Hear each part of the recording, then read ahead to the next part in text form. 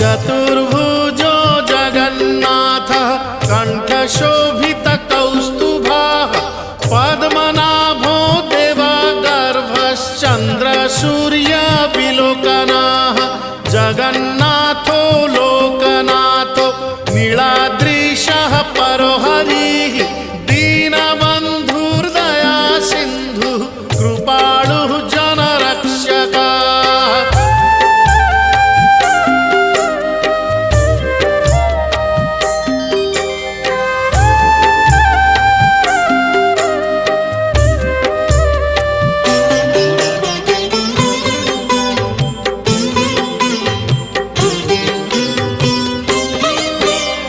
कम्बुपाणिः चक्रपाणिः